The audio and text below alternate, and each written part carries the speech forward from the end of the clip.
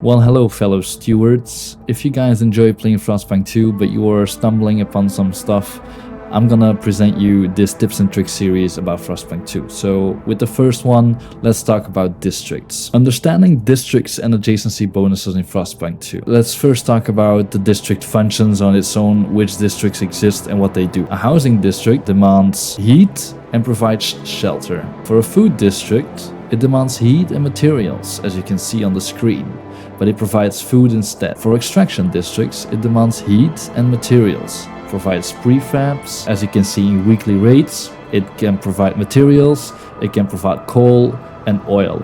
This all depends on the placement of your districts and which resource is available at the time. Industrial districts demands heat and materials, as you can see on the screen, and will output a weekly prefabs production or goods, which you can select when you click on the district I will show you in a second. Logistic districts demands heat and materials and provide frostland teams. This is required to explore further on your map. As you can see here on your industrial district, you can click on the production side. You can choose for the goods or you can choose for the prefabs. This one gives you an estimate on how much it produces each week, if it's prefabs or how many it produces on goods itself. So let's move on to the district adjacency bonuses. Placing districts adjacent to each other can provide heat bonuses. A district must have 3 tiles touching another district to receive the bonus. The bonus is applied to both districts involved, and maximizing adjacency bonuses can reduce overall heat and demand and fuel usage. Let's put this to an example here. So let's say we have a food district and we want to build this district here. Okay, so guys, here you can see that we have built a food district, and let's say if we want to add an adjacent bonus, district bonus, then we click on the build, we do another food district, and as you can see, if we build another food district adjacent to it, we will gain 20 heat. Now if we do this, right, and we have at least 3 of them touching, then both sides would increase with 20%, 20 heat, which is necessary to get that adjacent bonus. If you want to see what the bonus does, you can see here, if we open the food district, we have an asterisk next to the heat. This shows us the adjacent bonus that we get. Here you can see the base demand is minus 40 heat demand, minus 44 from the food district.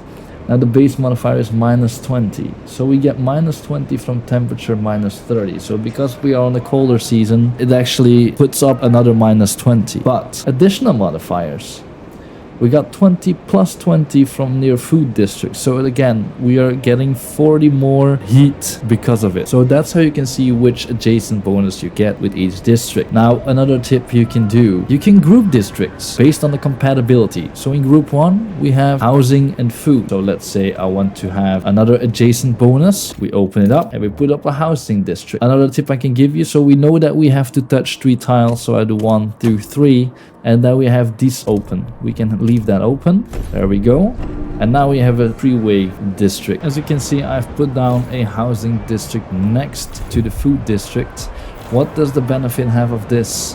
We have a base modifier again from plus 40 heat, so we do not need 80 heat demand. We only get 40 because we build it next to a food district. A food district does not have a negative impact on your housing district because it is in a positive way. But if I put a house district next to an industrial or an extraction district, you will see that this does not go well. As you can see here, I put a logistics one. It will put up the squalor. Squalor means that your air gets polluted and people will get sick, which decreases your population, increases your sick leaves, and decreases your efficiency. Let's say you want to get more benefit of your triangle group here, so your group housing or your grouping district, you can go over to your hubs. Let's say you want more heat storage, or you want more positive heat impact. That's why I told you guys to leave a octagon in between, so you can place this heating hub right in the center, and you can build that right there.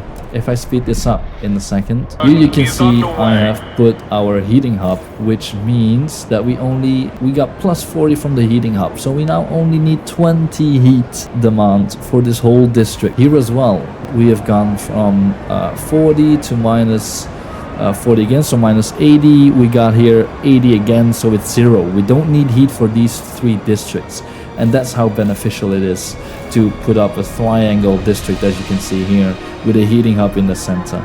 This decreases your heat demand and upgrades your efficiency. You want to go up further with the efficiency, you can put a stockpile right here, or you can leave 2 octagons in the middle, try to make that work. I don't have enough space here, unfortunately, but let's say I want to put this here, right? That meant like minus 10 workforce requirement in both food districts. What does that mean? 20% on work efficiency increase on those 2 districts. So if you build that, same thing here, speed it up for a second, there you go. What effect does it have? Normally we put, as you can see, I prioritized housing heating because my people were dying of cold. That's a negative effect on my total output. But if you see here, base requirements, we need 600 workforce, but I got 60 workforce increased by that stockpile of food, which means I only need 540. And in these kind of ways, you can implement so much to get a more production efficiency and heat efficient district grouping. Same with the second group, extraction, industrial and logistics. Unfortunately, my game situation does not allow it right now, but for example, if you place an extraction, industrial and logistic district together, you can create resource synergy. What does that mean? If you put as well let's say you put another triangle, industrial, extraction, logistics is gonna be hard, but let's take 2 extraction and 1 industrial, or 2 industrials and 1 extraction. Then you can have your extraction for your materials, let's just say right here. Then you have another extraction that can make your goods with your industrial plant, and then you can have a second industrial plant that will create or get your materials. If you can do that and you place a heating hub in the middle, that will decrease your heat demand for your districts, and then put another, let's say, material stockpile hub also right in the middle onto the side, and then this will create another efficiency on your workforce and your production. I hope you guys like this